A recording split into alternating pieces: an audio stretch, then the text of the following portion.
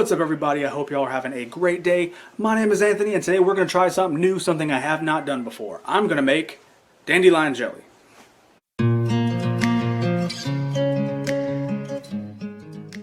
I'm going to be completely honest with y'all. The reason why this came about, the reason why I wanted to try it is because when I was taking my dog out this morning, I realized that my lazy ass hasn't actually mowed my lawn in about a week and a half to 2 weeks. So a lot of the stuff that I normally would mow over, I let grow up. And I don't spray my yard with anything anyway, so all my weeds are certified organic.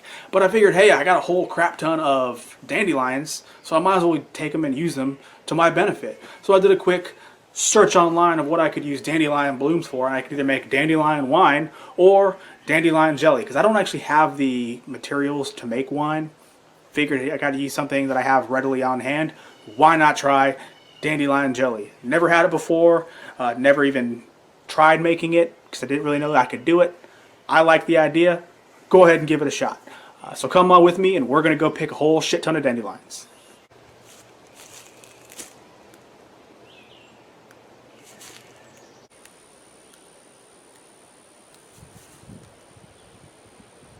Okay, so I'm this far in and my back already starting to hurt. I guess I'm not, 20 anymore. It would be really nice to have a little person with me.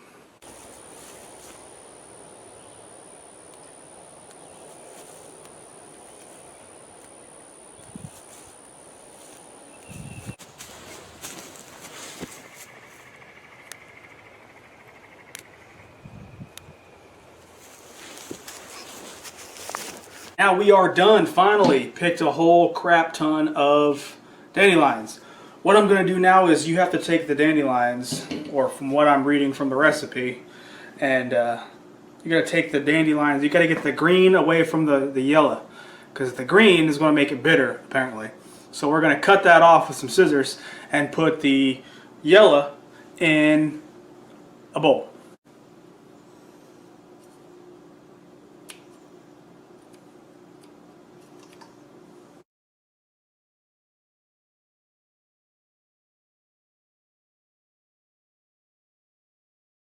So the recipe says take 2 cups of this, of dandelion petals, and put it in with 4 cups of water. Obviously 4 cups of water is going to be a quart, so I got a quart jar. And I don't really know if that meant 2 cups of like jam-packed dandelions or not, but this is about 3 cups right here. And I'm going to use all of them because that's what I want to do. So let's go ahead and jam it all in. Alright, now we take our boiling water. I'm just going to fill it to the top, quart jar, so why not?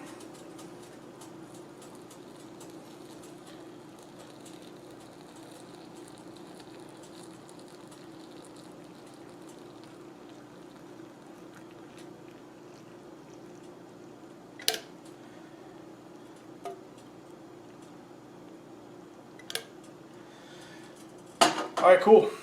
And we're going to cap it off, let it sit overnight. So I'll see y'all tomorrow. Alright, what's up? I'm back. It is day 2 and we are going to be making our jelly. This has been sitting for about 20 hours. Everything is kind of separated, not clumped up, so I'm assuming it's made the best dandelion tea it possibly can. One thing I wanted to mention as I was typing in potential titles for this video, I realized that Emmy from Japan actually made the exact same video like a week ago. So I guess great minds think alike whenever you see a whole bunch of dandelions and you want to use them. So hey, cool beans. I'm trying the same recipe she is. So we'll see if we get the same results. But yep, let's go ahead and strain this out. I'm probably going to use a hand strainer first, but I might use some cheesecloth to get the rest of the gunk out. But let's go ahead and do this.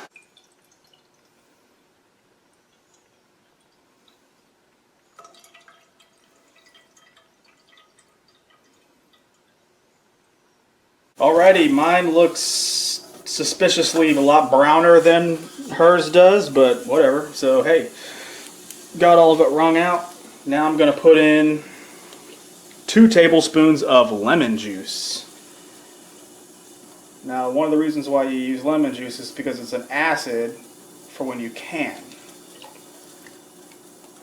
So that way you don't have to worry about pressure canning. You can hot water bath can. So that's why we're doing it. I would assume, obviously.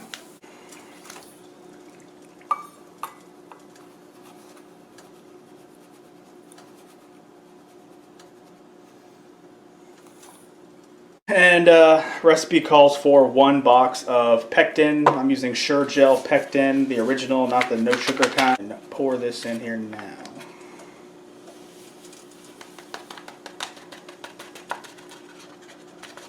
And obviously with any kind of jelly, when you put in the pectin, you are going to want to stir constantly. Alright, and as for, we got up to a good boil. Now if you're making any kind of jelly, this is something I always do. If you get any kind of foam at the top, just skim it off with a metal spoon. This goes for any kind of jelly that I've ever made. When I make mint jelly, when I make strawberry jelly, whatever. Just it makes everything just so much easier when you skim all the foam off. So, little tip. If you've ever canned before, you know how important it is going to be to have a funnel. And we're going to fill these up like I normally would can and leave about a 1/4 inch headspace. I'll show you what I mean. Alright, for headspace, I use this little handy dandy ball headspace tool. It's got numbers on it so you can see exactly how much headspace you're leaving. All you do is leave it on the edge of the jar. And it's going to determine how much headspace, basically all headspace is the room between where you have your fluid and the top. So you're going to want to make sure that with any kind of jelly, you're leaving a 1/4 inch at the very bottom. So these can use much more. This one's right at it. So is this one. So you just fill them up accordingly, and whenever you get to the point, I'll show you what we need to do. Now that you got your jars filled up the way you want to run this end just to make sure any bubbles are gone.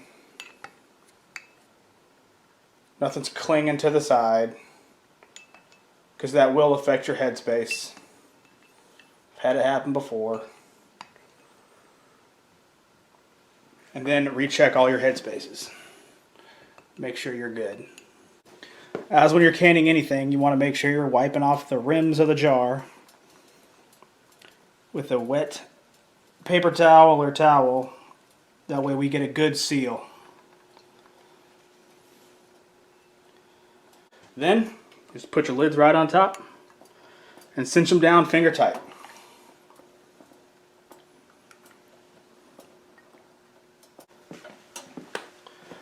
Alright, as it looks like we got these little jelly jars that I got 10. Pull this one off to the side because I'm not going to can it. There's no point in canning it if I'm about to just eat it whenever it cools down. If you're worried about it being very liquidy inside, don't worry. As it cools, if it's like a normal jelly, for the pectin, it'll solidify so it's just like jelly. But we're going to go ahead and pop them in the canner now. Alright, we're in the canner now. Just make sure you fill the canner up about 1 inch above the top. The tops of the lids, and we're going to we're going to hot water bath can these for about 10 minutes. So once it comes up to a boil, count down 10 minutes and then we're done.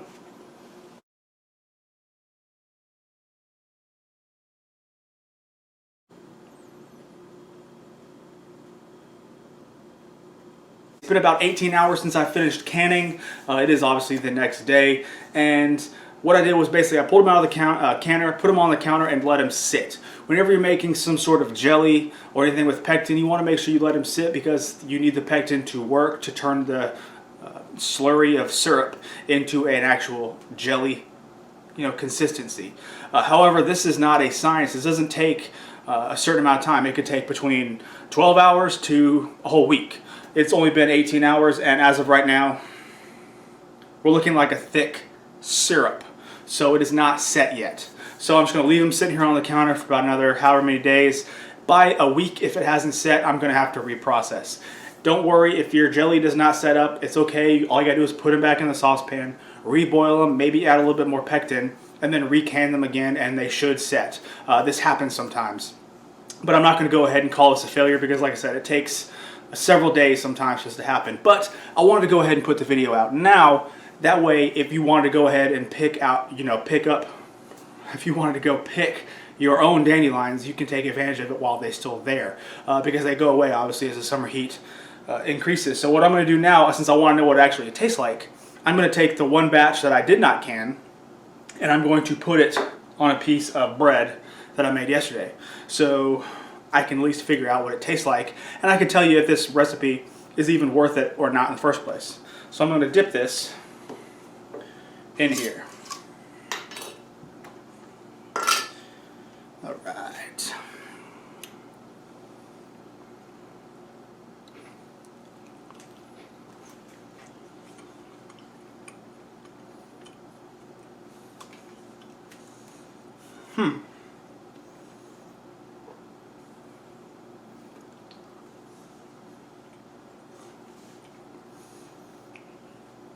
It's got a very interesting flavor.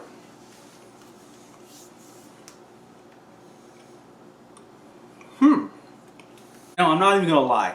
When I did this recipe, I keep hearing that it tastes like a poor man's honey, something that tastes like a honey substitute, and I'm really not getting a honey flavor to it. It's kind of its own flavor. It doesn't really taste like honey, but it's sweet, obviously, because all the sugar we put in there.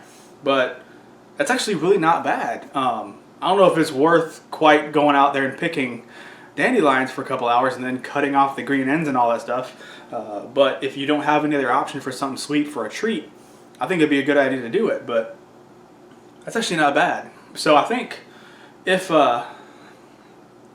it doesn't set, I'm going to use that one for like a syrup, because I think that would taste really good on pancakes. I'm actually going to try that tomorrow morning. I'm going to make pancakes. I'm going to use that as a syrup because it's actually a very interesting flavor. So, but hopefully, you do this, you try it yourself, and you can figure out if you like it yourself. Personally, for me, I think it's actually pretty good. Surprisingly, would I make it again? I don't know.